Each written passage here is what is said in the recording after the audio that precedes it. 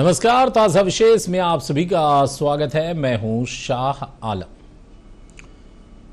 गंगा सागर मेले का उद्घाटन हो चुका है।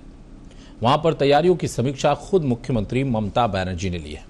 आप सभी को पता है कि 14 और 15 जनवरी यानी 14 जनवरी की सुबह 6 बजे से 15 जनवरी के सुबह 6 बजे तक वहां मुहूर्त है और वहां पर गंगा स्नान होगा। लेकिन इस साल उत्तर प्रदेश के महाकुंभ में भी मेला का आयोजन हो रहा है, जो 12 सालों बाद इस तरीके का आयोजन होता है और इसके लिए केंद्र सरकार से लेकर राज्य सरकार ने पूरी ताकत झोंक रखी है। तन मन धन सब कुछ लगा रखा है। मुख्यमंत्री ममता बनर्जी गंगा सागर मेला में दावा करती हैं कि 1 करोड़ लोग आते हैं देश भर से, लेकिन इस मेला को वो दर्जा केंद्र सरकार नहीं दे रही है क्योंकि बंगाल से उनको नफरत है। राष्ट्रीय मेला का दर्जा की मांग मुख्यमंत्री लगातार करती आ रही हैं, लेकिन नहीं मिल पा रहा। इस बार भी मुख्यमंत्री ने इस मांग को दोहराया और यह कॉन्फिडेंस दिखाया कि आज नहीं तो कल सही राष्ट्रीय दर्जा मिलकर रहेगा। इसके साथ ही उन्होंने कहा कि यहां के डेवलपमेंट के लिए जो राज्य सरकार ने कहा वो किया है। हम लगातार गंगा सागर के लिए काम कर रहे हैं। केंद्र सरकार ने एक ब्रिज बनाने की बात कही थी, वो ब्रिज भी उन्होंने नहीं बनाया। कई बार वहां पे संपर्क किया गया, वहां के मंत्री ने वादा भी किया, लेकिन वो ब्रिज भी बूढ़ी गंगा पर नहीं बनाया गया। बूढ़ी गंगा पर यह आरोप भी मुख्यमंत्री ने लगाया।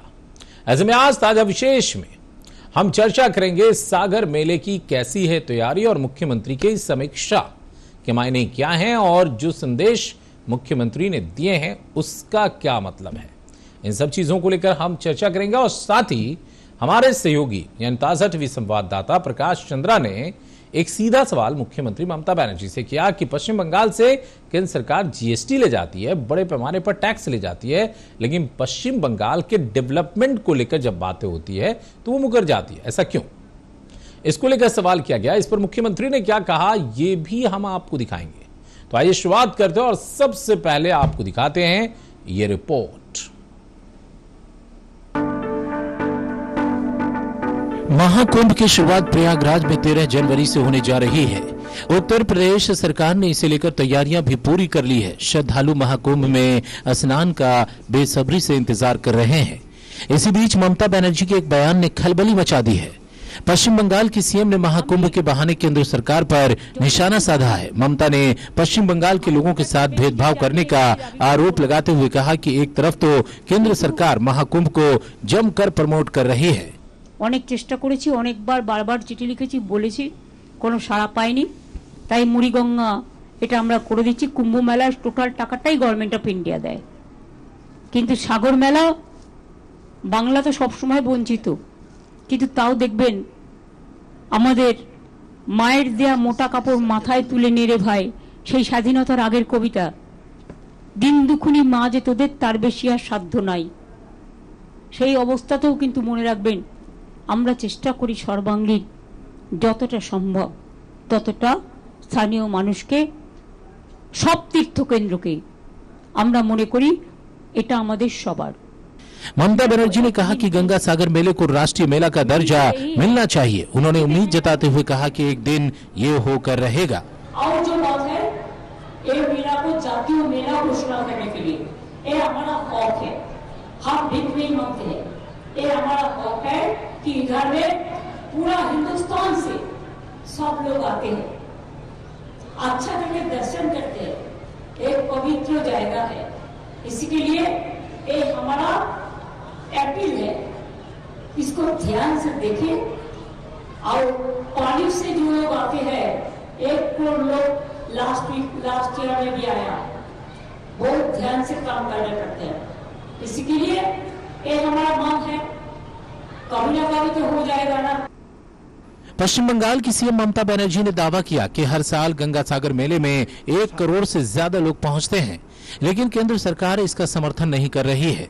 इसके साथ ही दीदी ने केंद्र सरकार पर सागर द्वीप को मुख्य भूमि से जोड़ने वाली नदी पर पुल बनाने का वादा भी पूरा नहीं करने का आरोप लगाया। पश्चिम बंगाल की सीएम ने कहा कि हमने गंगा सागर के लिए सब कुछ किया है। केंद्र सरकार महाकुंभ मेले के लिए कई हजार करोड़ रुपए का फंड मुहैया कराती है, यहाँ के लिए कुछ नहीं करती। মুড়িগঙ্গার ব্রিজটা আমরা করে দেব, ডিপিআর হয়ে গেছে, টেন্ডারও ডাকা হয়ে গেছে, অর্থাৎ যেটাতে সবচেয়ে বেশি টাইম লাগে সে কাজটা হয়ে গেছে। এখন তৈরি করতে যে সময়টা লাগবে তাড়াহুড়ো যেন আমরা না করি, যাতে আজ রাস্তায় ভেঙে না পড়ে।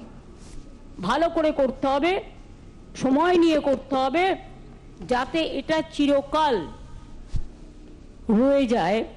सीएम ने आगे कहा कि मैं उनसे बार बार कह रही हूं कि इसे राष्ट्रीय मेला घोषित किया जाए, लेकिन ये मांग अनसुनी कर दी जा रही है। ममता बनर्जी ने कहा कि लोग कुंभ मेले में कई मार्गों से जा सकते हैं, लेकिन गंगा सागर मेले के लिए सागर द्वीप तक पहुंचना एक मुश्किल काम है। दीदी ने कहा कि गंगा सागर मेले की सुरक्षा चाक चौबंद होनी चाहिए। इसके लिए हवाई सर्वेक्षण के आदेश दिए गए हैं। यहाँ की व्यवस्था को देखने के लिए 10 मंत्रियों 12 सचिवों को जिम्मेदारी दी गई है। ममता बनर्जी ने कहा कि गंगा सागर पूरे विश्व में अपना एक स्थान रखता है। आपको बता दें कि 14 जनवरी को सुबह 6:58 से 15 जनवरी सुबह 6:58 तक पुण्य स्नान का समय है, जिसके लिए श्रद्धालुओं के पहुंचने का सिलसिला शुरू हो गया है। और ग्राउंड जीरो पर चलेंगे, जहां पर मौजूद हैं हमारे सहयोगी प्रकाश चंद्रा। प्रकाश से बातचीत करेंगे। प्रकाश, आप लगातार 3 दिनों से वहां पर मौजूद हैं। मुख्यमंत्री का कार्यक्रम हुआ, मुख्यमंत्री ने तैयारियों की समीक्षा की और 10 मंत्रियों की ड्यूटी लगाई है, 9 अधिकारियों को भी नियुक्त किया गया है। क्या कुछ अगर हम आपसे जानना चाहेंगे तो ग्राउंड लेवल पर क्या कुछ विशेष दिख रहा है, क्योंकि कई साल से आप जा रहे हैं मुख्यमंत्री के साथ इस कार्यक्रम में। देखिए आलम, बताना पड़ेगा कि जो गंगा सागर की जो तैयारी है वो बहुत ही ज्यादा युद्ध स्तर पर होती है। और हम लोग देख पाते हैं कि जो कुंभ इस साल जो कुंभ हो रहा है, तो इससे लोगों के मन में कहीं ना कहीं एक कंपटीशन की भावना है कि उधर कुंभ हो रहा है, इधर गंगा सागर हो रहा है, किधर जाना है। बहुत लोग ऐसे भी हैं जो गंगा सागर होकर कुंभ जा रहे हैं, कुछ कुंभ होकर गंगा सागर आएंगे। लेकिन यहाँ पर जो तैयारी है उसको देखकर ऐसा फील हो रहा है, आप जब पूरे गंगा सागर का दौरा करेंगे तो आपको समझ में आएगा कि कितना विकास जो गंगा सागर बकखाली डेवलपमेंट अथॉरिटी जो GBDA है उसके थ्रू कितना विकास यहाँ पर किया गया है। और मुख्यमंत्री ममता बनर्जी, सबसे बड़ी बात है कि इसमें एक रिपोर्ट वो अपने मोबाइल पर लेती है। आज समझिए कि डीएम ने आज क्या काम किया, आज कहां वो गए, किससे मिले, क्या किया, डीएम को रिपोर्ट करना पड़ेगा।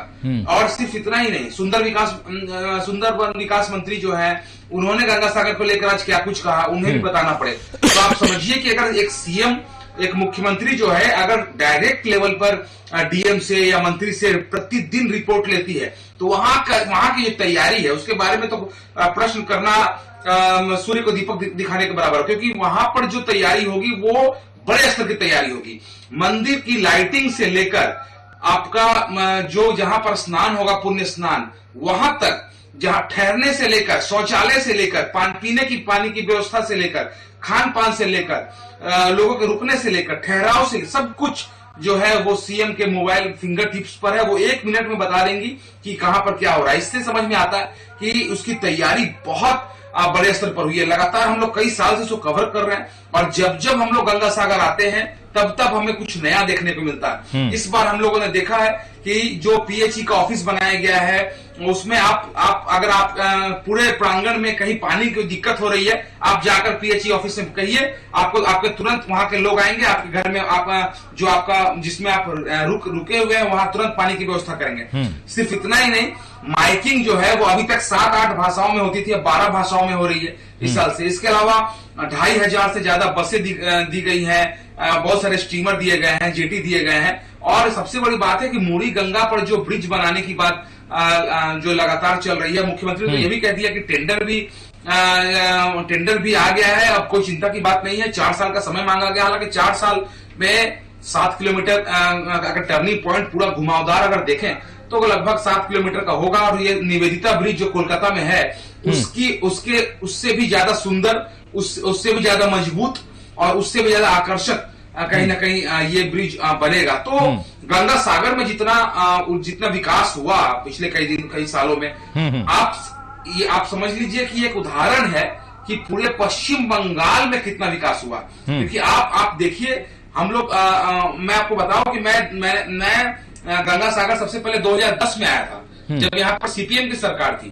और उस वक्त एज रिपोर्टर हम लोग को बहुत कष्ट हुआ था। रहने के लिए जो मकान थे, रात को जब ओस गिरती थी तो वो सीधे छज्जे से सीधा आपके बिस्तर तक ओस की बूंदें आती थी। बालू था हर जगह बिछा हुआ, कच्ची सड़कें थी। जो कपिल मुनि का जो आश्रम मंदिर है, वहां पर दर्शन के लिए आपके पास किसी प्रकार की कोई सुविधा नहीं थी। मुझे याद है कि एल एन मीना जब यहाँ के एसपी हुआ करते थे, और उस वक्त वो खुद डंडा लेकर वो खड़े थे कि आप एक बार में 500-500 लोगों को रोकते थे कि तुम लोग रुको, फिर छोड़ेंगे। मतलब इतनी तकलीफ होती थी।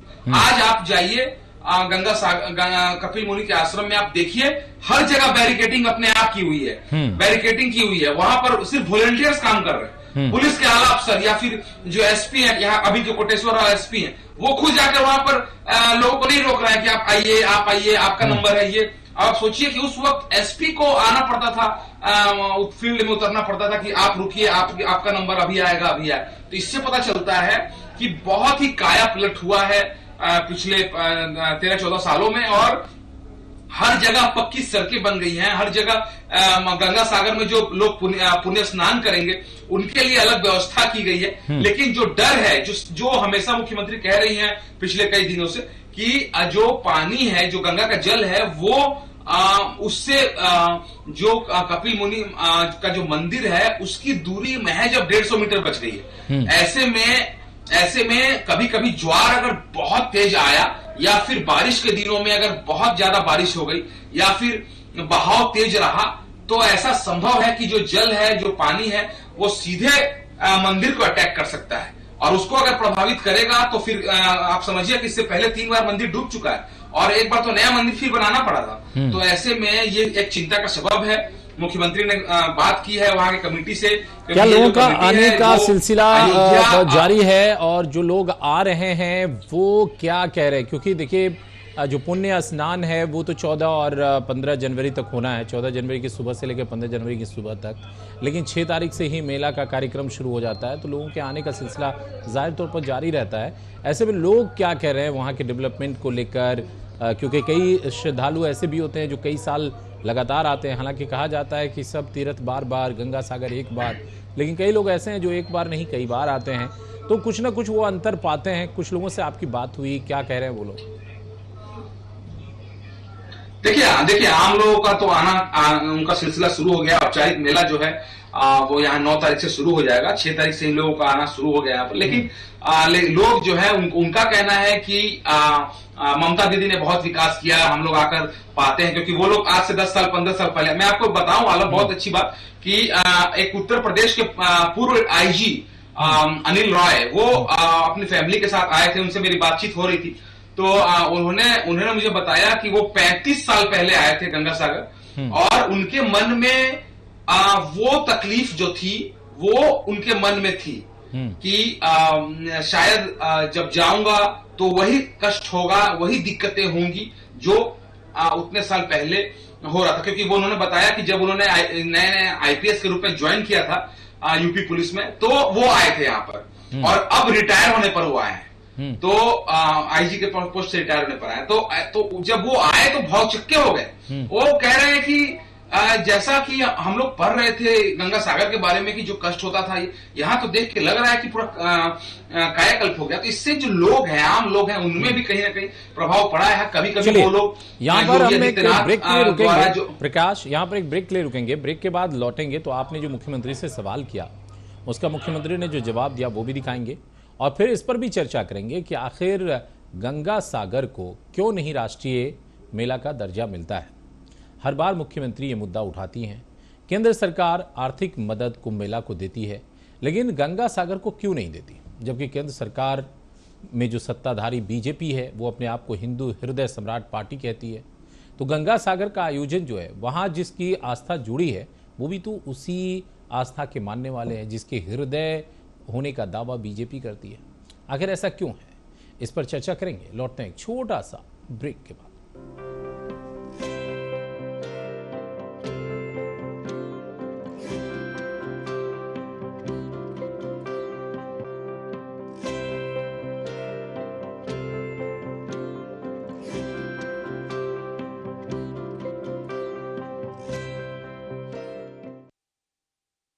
एक बार फिर से आप सभी का स्वागत है। आप देख रहे ताज़ा विशेष, और ताज़ा विशेष में हम बात कर रहे हैं गंगा सागर मेले की, जिसकी तैयारियां की समीक्षा खुद मुख्यमंत्री ने की है। और इस दौरान मुख्यमंत्री ने कई सारे बातें कही और इसके जरिए केंद्र पर उन्होंने हमला बोला।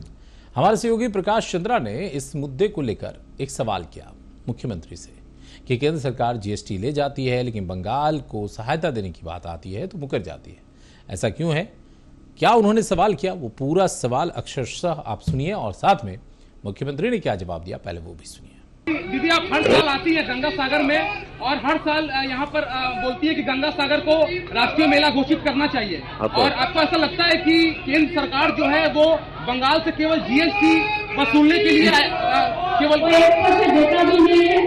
और इसका देखिए, कुंभ मेला को हम सम्मान करते हैं, वो भी हमारा देश का नेशनल मेला है, लेकिन उधर में रोड कनेक्शन है, अंदर में एक एक आदमी को पानी पकड़ के पानी से आने पड़ता है, बहुत मुश्किल से। पहले गंगा सागर में कुछ नहीं था, हमारा सरकार आने के बाद हम लोगों ने सब कुछ कर दिया।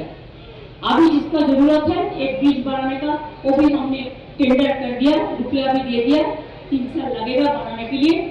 कपिल मुनि आश्रम गंगा सागर थोड़ा आगे आ रहा है, ये तो सागर का अंदर का बात है।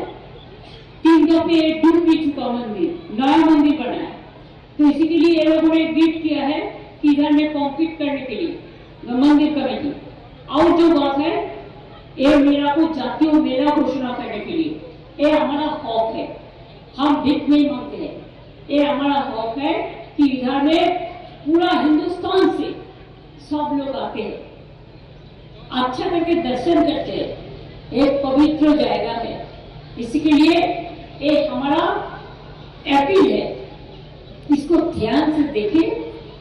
और पानी से जो लोग आते हैं, 1 करोड़ लोग लास्ट ईयर में भी आया, बहुत ध्यान से काम करने पड़ते हैं। इसी के लिए ये हमारा मांग है, कभी ना कभी तो हो जाएगा ना। दीदी, आप निराश तो नहीं हो रही है ना, जब केंद्र सरकार जो जीएसटी काट कर ले जाती है लेकिन कुछ देता नहीं है बंगाल को, तो आप निराश? वो ठीक है, वो तो मंदिर का बात हम मंदिर में कहे, बाहर का बात हम बाहर में कहे।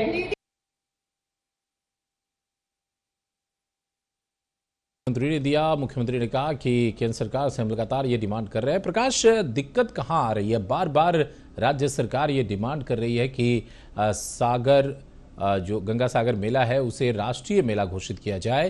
केंद्र सरकार जहां कुंभ मेला को कई सौ करोड़ रुपए दे रही है, वहां पे पूरा सहयोग कर रही है, वहीं बंगाल में गंगा सागर मेले को कोई सपोर्ट क्यों नहीं करती? कहाँ दिक्कत आ रही है? कोई अड़चन है, कानूनी अड़चन है, नियम का कोई अड़चन है, या जो मुख्यमंत्री कह रही है कि बंगाल को अवॉइड किया जाता है, अनदेखा किया जाता है? क्या है मामला पूरा? देखिए आलम, कई वर्षों पहले मुख्यमंत्री ने अपनी एक एक्सपर्ट कमेटी बनाई थी, जिसमें उन्होंने ये सवाल जो आप कह रहे हैं, उन्होंने आपस में भी चर्चा की थी कि क्या कोई कानूनी अड़चन हो सकती है या कोई दिक्कत हो सकती है। सभी ने यही सुझाव दिया था कि कोई कानूनी अड़चन नहीं। जिस मेले में 50 लाख से ज्यादा लोग अगर पहुंचते हैं तो वो मेला जो है वो राष्ट्रीय मेला होने के लिए एलिजिबल है। और जहां पर 6, 7, 8 स्टेट के लोग, 10 स्टेट के लोग अगर पहुंचते हैं और उनका अगर कोई प्रूफ है, कोई पंजीकरण है या किसी प्रकार से हम लोग उसको काउंटिंग कर सकते हैं, तो वो भी अपने आप में राष्ट्रीय मेला हो सकता है। लेकिन गंगा सागर को बार बार, आप देखिए सीपीएम के समय में कभी ये राष्ट्रीय मेला की चर्चा कभी नहीं हुई थी या कभी कोई डिमांड नहीं थी। लेकिन आप देखिए कि मुख्यमंत्री ममता बनर्जी कई सालों से ये लगातार कह रही है कि राष्ट्रीय मेला घोषित करना होगा। साल में उन्होंने 2 बार चिट्ठी भी लिखी, लेकिन अभी तक केंद्र सरकार की तरफ से कोई भी जू तक नहीं लगा। अब जब मैंने उनसे कल ये पूछा कि दीदी जो जीएसटी का पैसा है सिर्फ वही काटने के लिए केंद्र सरकार है या फिर और भी कोई कारण है, हालांकि उन्होंने उस बात से थोड़ा सा उन्होंने कहा कि जीएसटी वाली बात उन्होंने नहीं कही, लेकिन बाकी सब उन्होंने कहा। और ये भी कहा कि मुझे केंद्र से भीख नहीं चाहिए, मैं अपना हक चाहती हूँ। और लेकिन एक बात मैं आपको बताऊं कि मेरे बहुत सारे मंत्रियों से बातचीत होती रहती है, उनका कहना है कि केंद्र सरकार जो है वो जानबूझकर पॉलिटिकल कारणों से कहीं ना कहीं मोटिवेटेड है और राष्ट्रीय मेला घोषित नहीं करती है। आप देखिए आलम, अभी कुछ दिन पहले, एक चीज और मैं जोड़ना चाहूंगा प्रकाश, एक चीज और जोड़ना चाहूंगा और पूछना चाहूंगा आपसे, क्योंकि बीजेपी खुद को हिंदू हृदय सम्राट पार्टी कहती है, निश्चित तौर पर हिंदुत्व के एजेंडा पर चलने का दावा करती है, और ये इसमें कहीं कोई दो राय नहीं है। अब गंगा सागर में जो लोग पुण्यार्थी हैं, जो श्रद्धालु हैं, वो भी तो हिंदू ही हैं, वो भी तो उसी धर्म के मानने वाले हैं जिस धर्म की राजनीति करने की या जिस धर्म के पक्षधर होने का दावा बीजेपी करती है। अब चूंकि ममता बनर्जी यहाँ इतना डेवलपमेंट कर रही है, जैसा कि आप जिक्र कर रहे थे और कंपैरिजन भी आपने कई सालों का किया है, तो क्या ऐसे में कोई राजनीतिक कारण हो सकता है? क्योंकि अगर कानूनी अड़चन नहीं है, नियम का कोई अड़चन नहीं है, तो क्या वाकई राजनीतिक अड़चन हो सकता है जिसकी वजह से बीजेपी से स्वीकार नहीं कर रही है? क्योंकि अगर बीजेपी से स्वीकार कर लेती है तो ये ममता बनर्जी के लिए बहुत बड़ा पॉलिटिकल गेन हो जाएगा, जो वो नहीं चाहती। बिल्कुल बिल्कुल यही कारण है। अगर हम लोग इस सिनारियो को अच्छे से अगर हम लोग पढ़ें तो हम लोग देख पाएंगे कि चूंकि मुख्यमंत्री लगातार कई वर्षों से एक ही राग अलाप रही है, 2-3-4 बार चिट्ठी भी उन्होंने लिखी है। ऐसे में अगर राष्ट्रीय मेला घोषित कर दिया जाता है, सामने इलेक्शन है 2026 का, और उसके बाद फिर जैसा कि बात कही जा रही है वन नेशन वन इलेक्शन, अगर फिर 2029 की बात कर रही है, तो राष्ट्रीय मेला घोषित कब किया जाए? केंद्र सरकार भी इसको लेकर काफी उहापोह की स्थिति में। और दूसरी बात है कि मुख्यमंत्री ममता बनर्जी जो है वो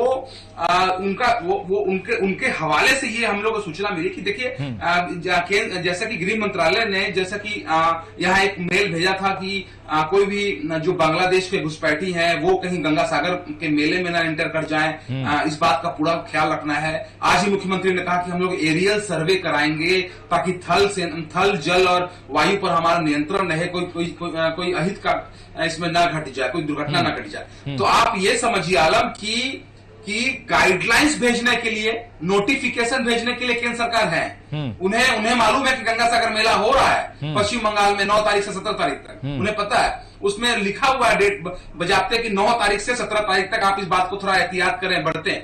लेकिन जब राष्ट्रीय मेला घोषित करने की मांग आती है या फिर चिट्ठी जो भेजी जाती है, आज तक पीएमओ की तरफ से सीएमओ को कोई जवाब नहीं मिला। तो आप इसे क्या कहेंगे? कई बार हम चिट्ठी करते हैं, कभी सीएम को, कभी पीएम को, या चलिए प्रकाश, तो बहुत बहुत शुक्रिया। आप समझिए कि उसका कोई तो जवाब। चलिए प्रकाश, बहुत बहुत शुक्रिया। आप देखना होगा कि मुख्यमंत्री ममता बनर्जी जब ये कह रही है कि ये तो आज नहीं तो कल होकर रहेगा, तो आखिर वो कल कब आता है ये देखने वाली बात होगी।